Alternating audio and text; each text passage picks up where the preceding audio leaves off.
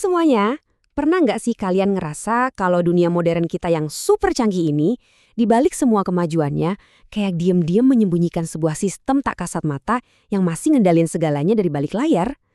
Nah, hari ini kita bakal membongkar sistem tersembunyi itu. Kita akan membedah pemikiran seorang pemikir besar asal Argentina, Walter Mignolo, dan menyelami konsep yang namanya dekolonialitas. Tenang aja, kita nggak bakal sekedar baca teori yang bikin pusing kok.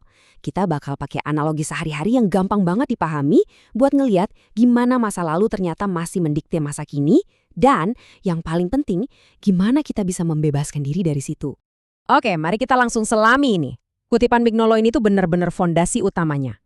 Modernitas dan kolonialitas adalah dua sisi dari koin yang sama. Coba deh kalian bayangin, sebuah koin yang benar-benar baru dan mengkilap. Pas kalian lihat bagian depannya, koin itu melambangkan modernitas. Wah, isinya semua kemajuan teknologi, pencerahan, kebebasan yang kita nikmatin sekarang. Keren banget kan? Tapi Mignolo minta kita buat membalik koin itu. Di sisi sebaliknya yang gelap, penuh goresan dan kotor, ada yang namanya kolonialitas. Intinya, Mignolo bilang, kalian gak mungkin bisa punya sisi koin yang mengkilap itu tanpa nyiptain sisi yang gelap. Kemajuan dunia modern kita ini, nyatanya, dibayar dengan harga yang sangat mahal oleh pihak lain. Mari kita bedah lebih jauh kedua sisi koin ini. Waktu sekolah kita kan sering banget ya diajarin kalau era Renaissance atau abad pencerahan Eropa itu adalah puncak pencapaian umat manusia yang bawa kemajuan, kebebasan, rasionalitas. Tapi, coba kita sandingkan dengan realitas sejarah yang kelam di sisi satunya. Perampasan tanah, eksploitasi habis-habisan tenaga kerja, dan satu hal yang Mignolo sebut sebagai kekerasan epistemik. Ini tuh penghancuran cara berpikir masyarakat asli. Poin pentingnya di sini, sisi gelap ini bukan cuma efek samping yang nggak sengaja terjadi loh. Penaklukan dan kolonisasi justru adalah fondasi utama yang ngebangun era modernitas itu sendiri. Jadi, ya dua hal ini benar-benar nggak bisa dipisahin. Terus, pernah kepikiran nggak? Kenapa biarpun negara-negara udah lama merdeka, sistem lamanya kayak nggak benar-benar hilang? Gini deh, bayangin matriks kekuasaan kolonial ini persis kayak sebuah sistem operasi atau OS di dalam smartphone kalian. Negara-negara mungkin udah ganti casing HP mereka dengan bendera kemerdekaan yang baru. Tapi, OS lama dari era kolonial itu sebenarnya masih terinstall dan diam-diam jalan di background. Dia terus yang ngatur aplikasi apa aja yang boleh dibuka, siapa yang dapat sinyal paling kuat, dan nyedot baterai sumber daya kita tanpa kita sadari. Kemerdekaan politik ternyata sama sekali nggak menghapus perangkat lunak kolonial ini dari kehidupan kita. Nah, apa yang benar-benar menarik di sini adalah OS tersembunyi ini nggak cuma diam aja. Dia secara aktif ngendaliin 4 domain atau aplikasi utama dalam hidup kita.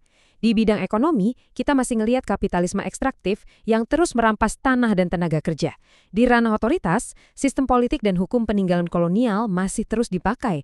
Terus soal gender dan seksualitas, OS ini memaksakan cara pandang patriarkal dan kerangka biner yang super kaku.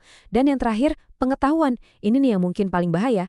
Pemaksaan cara berpikir Eropa sebagai satu-satunya kebenaran universal sambil pelan-pelan ngehapus cara pandang budaya lain. Ini benar-benar program yang ngedikte cara kita kerja, mikir, bahkan mencintai sampai hari ini loh. Coba kita zoom in khusus di domain pengetahuan ini. Biar gampang ngebayanginnya, anggap aja kita lagi main monopoli. Tapi di permainan ini ada satu pemain yang berhasil menguasai seluruh papan dan bikin mati kutu semua pesaingnya. Persis kayak gitu nasib pengetahuan global kita. Epistemologi barat berhasil maksain dirinya jadi standar universal. Seolah itu satu-satunya cara yang ilmiah dan masuk akal. Terus gimana dengan pengetahuan lokal dari masyarakat adat atau budaya lain? Sayangnya mereka direndahkan, cuma dilabeli sebagai mitos, takhayul, atau pemikiran yang terbelakang. Monopoli ini mastiin kalau pesaing itu nggak cuma kalah secara ekonomi, tapi suara dan pikiran mereka benar-benar dianggap nggak valid lagi. Sekarang saya mau ajak kalian buat benar-benar merenungkan ini. Siapa sih sebenarnya yang punya hak buat berpikir? Coba deh ingat-ingat pengalaman kalian sendiri. Waktu di sekolah atau kampus, buku teks siapa sih yang kita pakai sebagai standar sejarah dunia? Atau di tempat kerja, standar siapa yang dipakai buat nentuin sebuah ide itu profesional atau enggak? Inilah jantung masalahnya menurut Mignolo.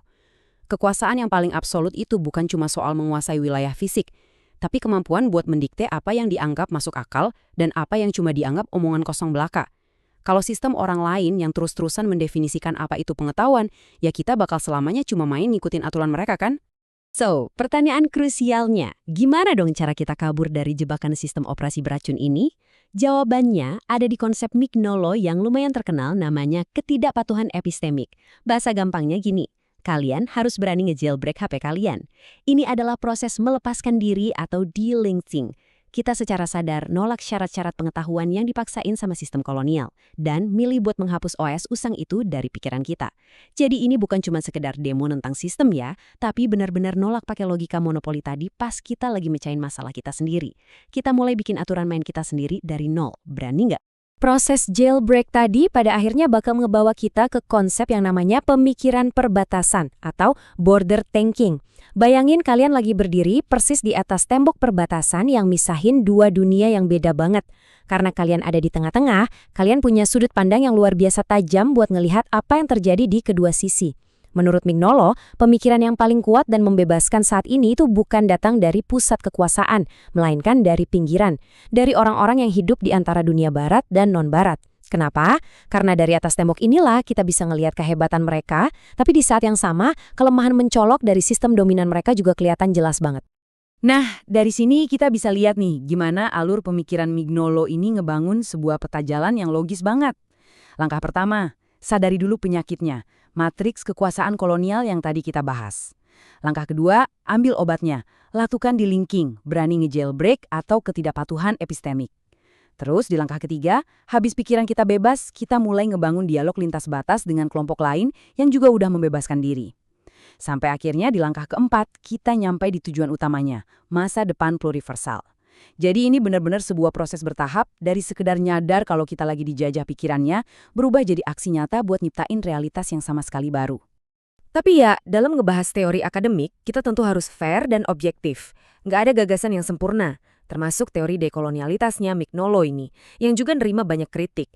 Ada yang ngerasa kalau teori ini terlalu melebih-lebihkan bedanya dengan teori postkolonial yang udah ada. Ada juga kritik tajam yang bilang kalau teori ini terlalu asyik bahas ranah pikiran atau pengetahuan, sampai-sampai kurang ngasih porsi buat isu eksploitasi material yang nyata atau isu ketimpangan gender di lapangan. Paradoksnya lagi nih, pendekatan ini kadang masih terpaksa minjem bahasa atau konsep filsafat barat buat melontarkan kritiknya. Penting banget buat kita sadar akan batasan-batasan ini, biar kita nggak telan mentah-mentah dan tetap kritis. Dan ini secara brilian ngilustrasiin tujuan akhir dari dekolonialitas. Pluriversalitas. Mignolo tuh sangat terinspirasi dari gerakan Zapatista yang punya satu slogan luar biasa. Dunia di mana banyak dunia bisa muat. Gini deh cara gampang mikirnya. Mulai sekarang berhenti ngelihat dunia ini kayak sebuah perkebunan sawit monokultur milik satu perusahaan raksasa, di mana semuanya harus seragam, standar, dan dikontrol satu pusat. Sebaliknya bayangin dunia ini kayak sebuah taman botani liar yang super luas. Di taman ini berbagai macam tanaman, bunga eksotis, dan pohon dari berbagai iklim bisa tumbuh subur bareng-bareng. Setiap budaya berdialog setara, mekar dengan cara mereka sendiri, tanpa harus menutupi cahaya matahari buat yang lain. Indah banget kan bayangannya? Sebagai penutup, coba deh resapi satu kutipan yang sangat kuat ini. Mendekolonisasi pikiran itu sama sekali bukan berarti kita pengen nalik mundur waktu atau pengen balik lagi ke masa lalu tradisional yang romantis. Kita nggak mungkin menghapus sejarah. Justru, ini adalah sebuah panggilan buat masa depan. Ini adalah proyek nyata buat ngebangun sesuatu yang baru dengan melepaskan diri dari matriks kekuasaan kolonial tadi. Jadi pertanyaannya buat kalian sekarang, di aspek mana sih dalam hidup kalian, entah itu di kerjaan, pergaulan, atau cara kalian menilai diri sendiri, kalian masih jalanin OS usang buatan orang lain? Udah waktunya belum buat pencet tombol uninstall dan mulai bangun banyak dunia dari versi kebenaran kalian sendiri? Terima kasih banyak udah ikut di sesi kali ini, sampai jumpa lagi!